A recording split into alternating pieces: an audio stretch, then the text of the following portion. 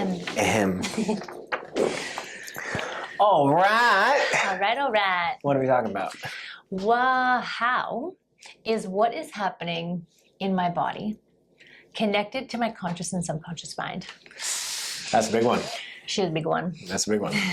Well, we got to start by referring to, we're talking about the mental body here, okay? And we're trying to link it back to the physical body, right? So essentially going back to the downward causation model, we have the idea of physical, emotional, mental, spiritual, right? So we're talking about 1 and 3.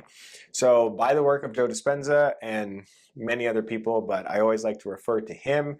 Where's his book? Grab his book.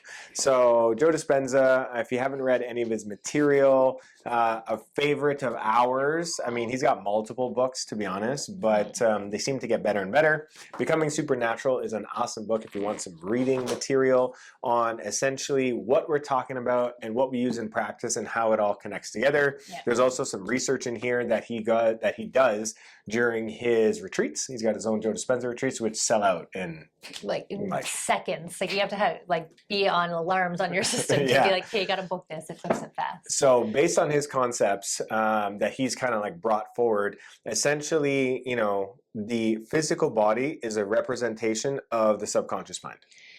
Yeah, and when we get into this, is that 5% is our conscious mind, meaning our thinking brain, and 95% is our subconscious mind, which is actually our autonomic nervous system. Correct. So essentially, based on childhood, and we're saying 5%, it's 5 to 10. You know, Joe says 5% is conscious. Some people say 10%. In that range, Yeah. okay? So from 0 to 10, the subconscious mind is programmed. And imagine like you're running Windows 95, for example, right? So we're in 2024 and we're running Windows 95 because you were born in 1985. I mean, that's close. That's pretty close to you.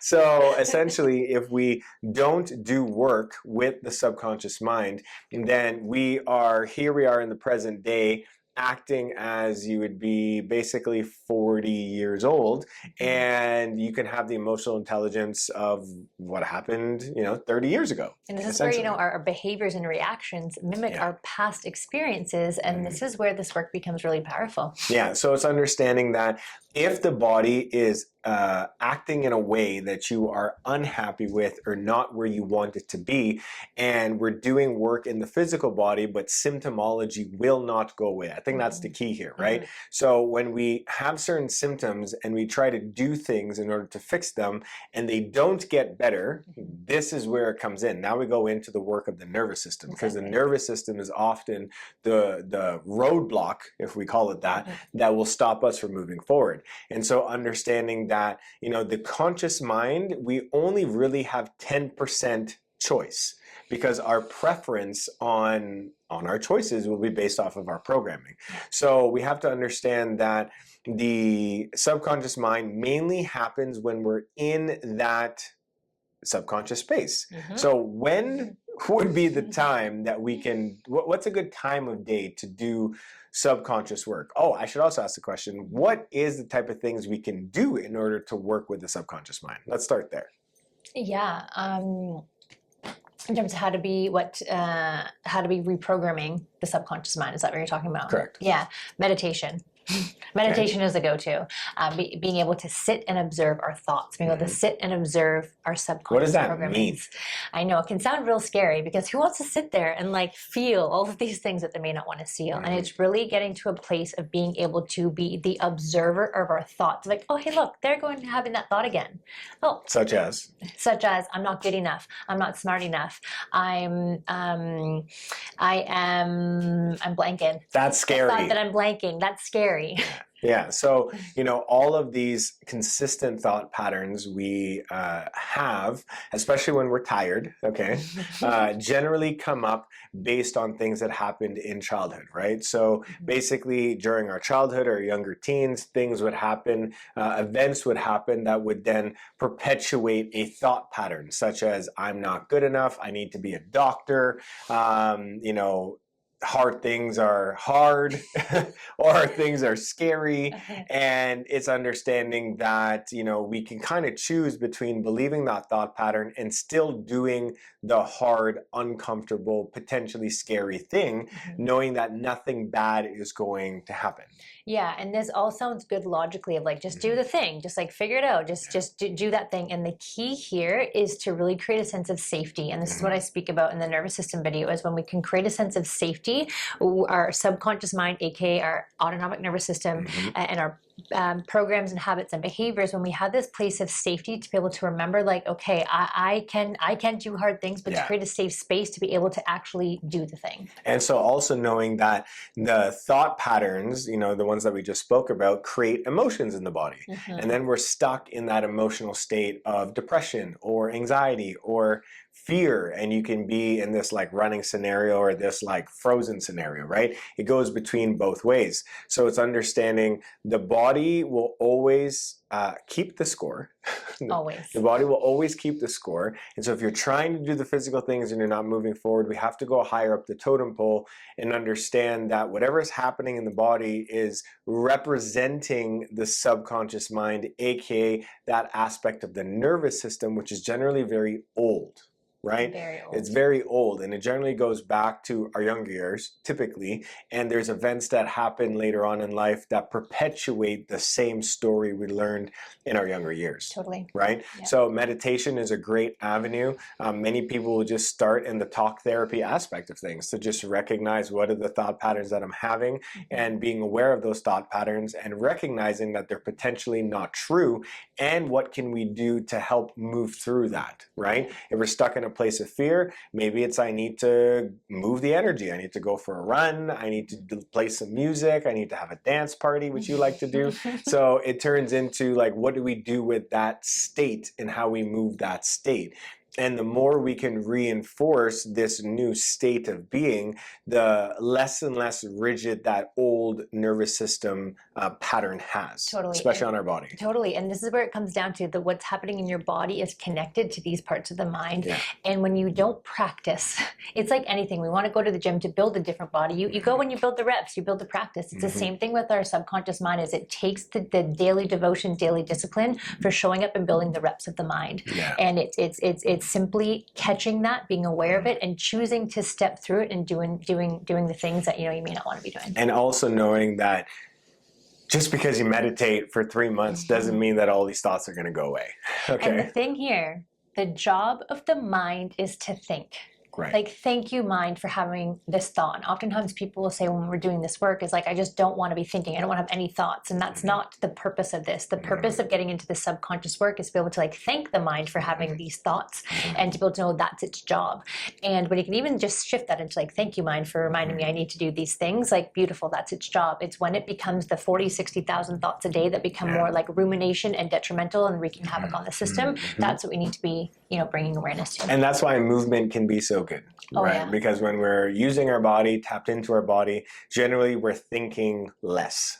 Yeah, especially when you get into flow state. Any athletes that are listening to this video and you get into that state of flow, it just goes back to doing beautiful. what feels good. You know what I mean? When you're in that state, you can get into a movement state or flow state that feels good. You get the good endorphin rush, and you can start to repattern the mind thoughts. And it's just being able to step back and observe and be like, oh yeah, I'm having that automatic thought and I'm getting stuck. So I'm going to choose to move if I can't just like think of a red stop sign and stop the thought and think something else. Yeah, and I'm going to piggyback on that because it's like noticing we're having this thought, forgiving the thought. And we've learned that forgiveness is the most powerful antidote to all of our healing. I forgive myself for having the thought that I'm not smart enough. I forgive myself for having the thought that I'm not good enough. And once we forgive that thought, we replace it with a new belief system. And the replacing of that is... And this is where the world of like spirituality comes in, because we can have a physical body, like physical me, and then we have this like soul version of me. And the physical, like human version can be like scared and timid and shy, but then we have this like soul version of us that is all powerful and free of all the limitations that is human. And forgive the thought and think another thought, such as like, I don't need to be a doctor to help people. No, you don't. I don't, right? But I have those thoughts, you know, and they have held me back in the past. And it's something that I continue to work through, knowing that even when I do have a PhD behind my name, there will probably be another thought that will stop me from wanting to help people. Totally. So, And I have the thought of not being smart enough as that old programming and from past teachers saying things to me that I actually believe. and you're a college professor for And so I'm a many college years. professor. And so it's so fascinating to see the programming of the mind of like how strong it is based on past experiences and forgiving that thought and replacing it with a new one and then moving forward. Yeah, so it's just knowing that the thoughts we're working on reprogramming don't go away completely. They don't. They And will this- be there. They'll just be less sticky. Yeah, sticky icky. Less controlling. You know, I'll give you a quick example. You know, when I was in the depths of my depression, you know, it was this like sticky cloud that would just not leave, would not go away. And, you know, eventually I found my way out of that. And in the years since, there's still moments where it shows up again. And the way that I like to explain it to people, you know, many people think that, okay, we start here, we do a circle, and like, boom, I'm right back in the same place. But it's really a differentiation of it. And I want you to think of like a spiral staircase. And yes, we may be back at that, for me, example, that depressive spell, that depressive spot, but it's a differentiation of where it was because I've learned so many tools since I was there originally that I can observe it, I can see it, I can feel it, and I also have these tools or mechanisms to move the energy and get myself out of it, and also be aware of like, you know, what's triggering all of these thought processes to come up in the first place, and how do I work with that? And that's the work that we're trying to do. We're trying to get familiar with the mind space. I was just about to use that word of familiarity. It's once Yeah. you become familiar with these parts of you. The workings, 'Cause inner workings. The inner workings, like, that feels so familiar, and like, ooh, that feels like so uncomfortable. And it's Yeah. becoming familiar, befriending it, and then, you know, also choosing to move through Yeah, it. an example would be like, you know, chronic back pain. Like, oh, I have back issues, which we can totally relate to chakras and emotions and organs and all the things. But using the example of I have back pain and we go to see the chiropractor, right? And the chiropractor puts me back in place and I'm away, I'm going again. Now, that might not be the best example, but the idea is something happens and we know what we could do to get yourself out of that situation. When it comes to a mind thought, such as I'm stuck in fear or I'm stuck in anxiousness or I'm stuck in a freeze state, a frozen state, when you understand the mental terrain more and you're more familiar with your own programming, then you can figure out, okay, how do I get myself out of this state? What is good for me in this state to get out of that? Knowing that as you continue to do the work and you're continuing to reprogram the mind, those thought patterns become less and less sticky and we can move through them. And in that process, any symptomology in the body that's tied to that thought pattern also starts to dissipate and doesn't have a stranglehold on the body. That's it. That's it.